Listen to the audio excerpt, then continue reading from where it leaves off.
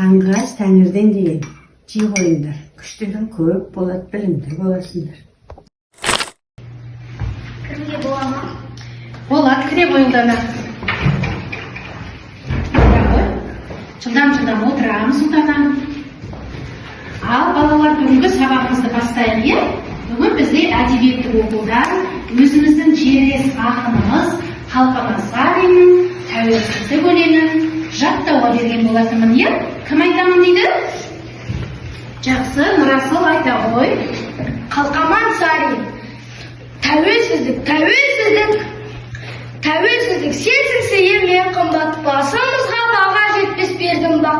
Кемелденіп келемін мен бақытты, бала шақтан болашаққа қол бұлғап. Мен тәуелсіз Қазақстан өлкені, мен жаңа күн жаңа дәуір желкені, мен кешегі арыстардың арманы, жарқын өмір, еркін өмір ертеңі.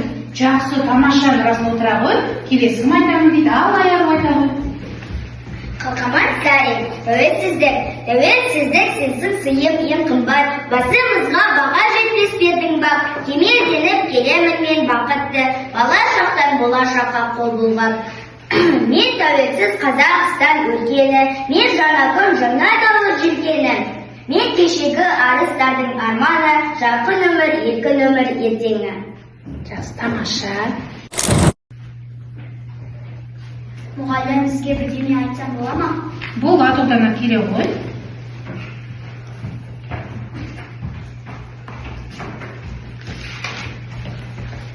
Маған сізге бір сыйлығым бар, айтып берсем бола ма? Қандай сыйың бар, ұлдана? Мен сізге бір ұстаз туралы ән дайындап қойдым. Жақсы, айта ғой, ұлдана.